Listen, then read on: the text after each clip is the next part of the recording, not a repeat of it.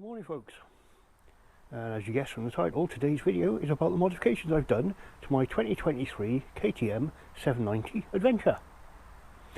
Spinning around so I can show you. Okay, let's start at the top. Obviously my mobile phone mount, which I've had for ages, camera mount, ignore them. Right, actual modifications. Screen extension, second one actually, because the first one I bought was a cheapie and it literally fell to bits, so I bought another one. Really does make a difference when you're travelling at approximately motorway speeds or thereabouts. You get no buffering on your helmet. I get a little bit of wind around my shoulders, upper arm area. I'm 5'6" mine, but other than that, no wind blast whatsoever. Definitely worth fitting. Moving along, what else have I fitted? I've got to think now what I've done. Moving to the middle, you'll see it's a slightly different seat. I acquired this on a deal for some parts I had. It's a brand new lowered version of the rally seat. Now the rally seat will be completely flat and about 870mm I think, which is too tall for me. This is a lowered one-piece version and I'll give it a try. Feels about the same height as the split seats when I'm sat on it. I haven't actually been for a ride yet. It feels the same as the split seats. The reason I fitted it is I quite like the look of it, and I find it easier to move back a little when you stood up with this compared to the split seat. So we'll see how that goes. Moving further down, just down here, this behind this plate is the gear position indicator, and that's a little protective plate which comes with little washers behind and these bolts. Can't remember the price, got it off eBay, wasn't expensive, but it will protect the somewhat exposed gear position indicator. And of course, sprocket cover. The original one's plastic, which I took off and fitted this open aluminium one with a guide. The reason behind that is purely and simply for ease of access for cleaning. Anybody who's removed the plastic cover or the normal front sprocket cover will know they fill it with grease, muck, oil, grit, all sorts.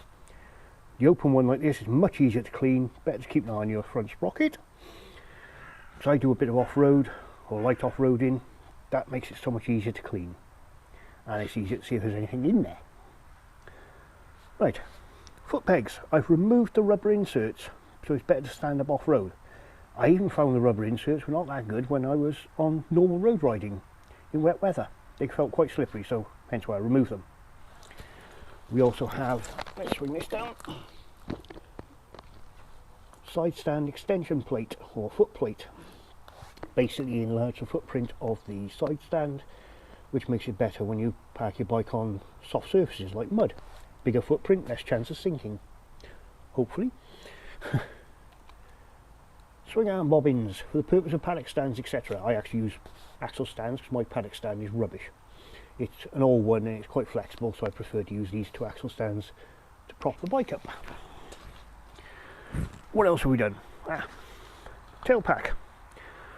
Oxford Aqua 8 litre waterproof tail pack. Fitted on there just for carrying on my gunk, my crap around. No other purpose whatsoever.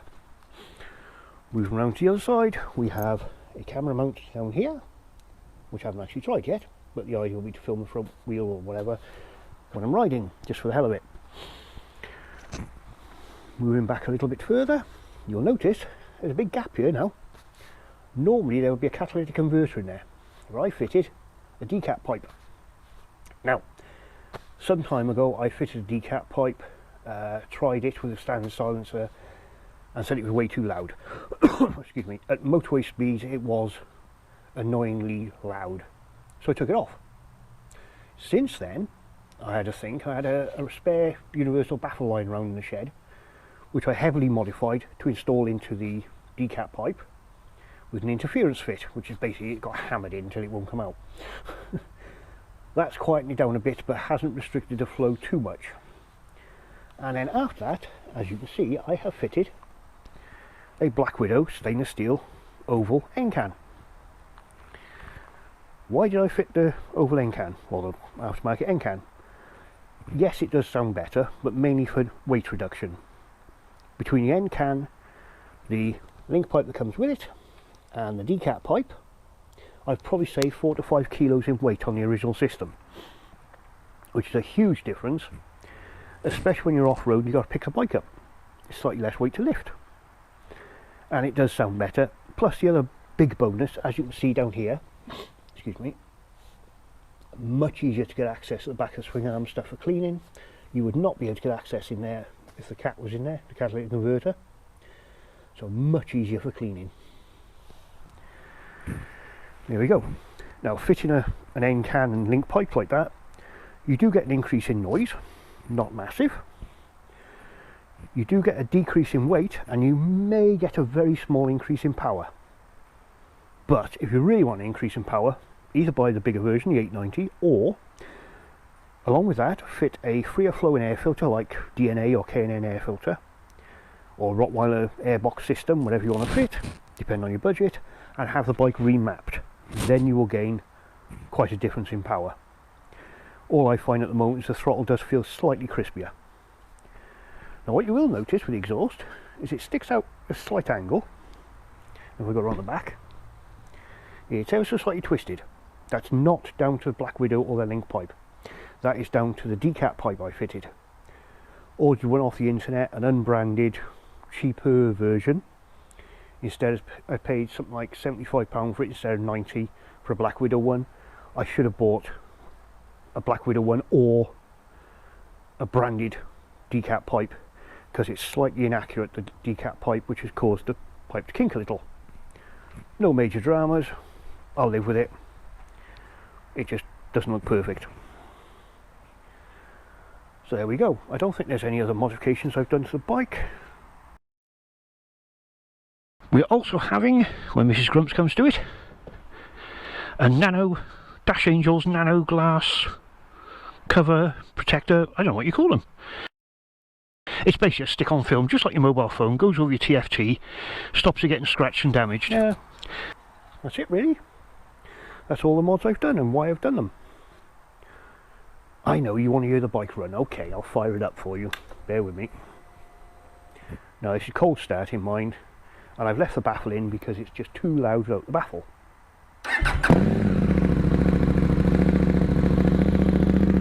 Don't know how well this will pick it up because I've got a mic attached to my shirt.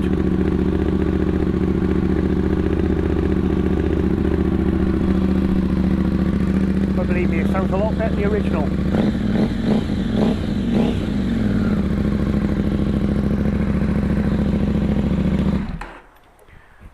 Luckily it's not too excessively loud on motorways and such like, which is why I took the decap pipe off originally and then modified it. There we go, that's it for modifications, etc. Don't have any more plans to alter anything at the moment. I was having a chat with one of the fitters down at M&P's the other week, just a general conversation. He was asking if I was going to fit crash bars, etc. I said no, don't really feel the need.